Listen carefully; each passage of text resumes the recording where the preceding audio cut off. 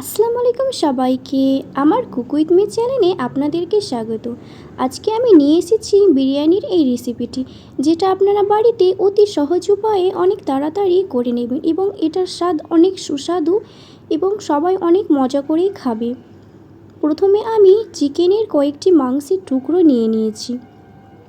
এই মাংসগুলোকে ভালো করে ধুয়ে নিতে হবে, তারপর এই মাংসটা রান্না করে নেব।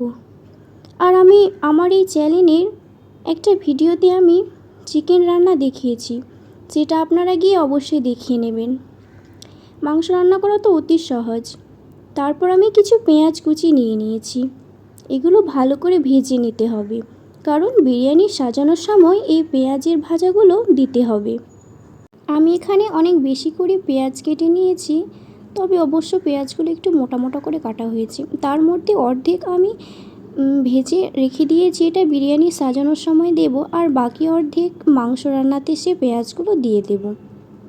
এভাবে আমি পেঁয়াজগুলো ভেজে নিয়েছি, এটা আমি আলাদা করে রেখে দিয়েছি।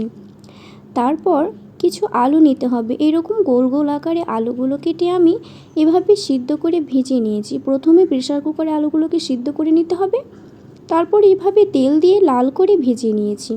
আলুগুলো আমি মাংসতে মিশিয়ে দেব। তারপর বাসমতি চালের ভাত রান্না করে নিয়েছি। এবার হয়ে গেল। এবার শুধু কাজ হলো বিরিয়ানি সাজা। তার জন্য আমি একটা এরকম বড় হাঁড়ি নিয়ে নিয়েছি।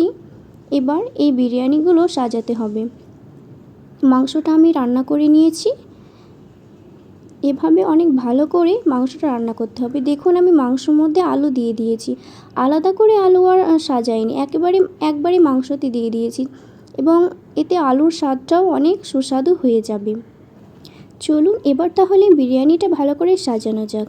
আমি প্রথমে ভাত নিয়ে নিয়েছি অল্প করে হাঁড়িতে, তারপর এতে কিছু পেঁয়াজ কুচি ছিটিয়ে দিয়েছি আর কিছু পরিমাণ মাংস দিয়ে দিয়েছি। তারপরে ঘি এবং আবার কয়টা মাংস, তারপরে তার উপরে কী করব, আমি আবার ভাত দিয়ে দেব। এভাবে অনেকবার করতে হবে যতক্ষণ না মাংসগুলো শেষ হয়ে যায়। এরকম করে আমি দিয়ে দিচ্ছি। তারপরে আবার আমি উপরে ভাত দিয়ে দিলাম। কিছুটা পরিমাণ ভাত দেওয়ার পরে আবার এর উপরে কিছু মাংস, পেঁয়াজ কুচি আর ঘি ছিটিয়ে দেব।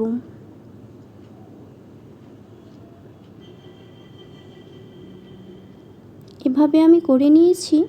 এখানে আমি এই বিরিয়ানির মশলাটি নিয়ে নিয়েছি, যেটা এতেও ছিটিয়ে দেব এবং এতে স্বাদটা অনেক ভালো হবে। তারপরে আবার মাংস, ঘি আর পেঁয়াজ ভাজাগুলো দিয়ে দেব, যেগুলো রেখেছিলাম বেরেস্তা করে।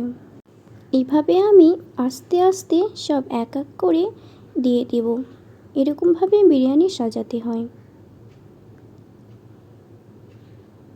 এটা আমি কয়েকবার করেছি। তারপর কি করেছি, তারপর গ্যাসের উপরে এটা চাপিয়ে দিয়েছি হাঁড়িটা। এটাকে 5 মিনিট গরম করে নেব। চাপানোর পরে আমি এটার উপরে একটা ঢাকনা চাপিয়ে দিয়েছি। তারপর 5 মিনিট গরম হয়ে গেলে গ্যাসটা বন্ধ করে এটা নামিয়ে নিতে হবে। তারপর পরিবেশন করুন। অতি সহজে অল্প সময়ে এই বিরিয়ানিটি তৈরি করে দেখুন বাড়িতে একবার। আর যদি আমার এই ভিডিওটি ভালো লেগে থাকে তাহলে অবশ্যই লাইক, শেয়ার অ্যান্ড সাবস্ক্রাইব করুন। আসছি পরের ভিডিওতে।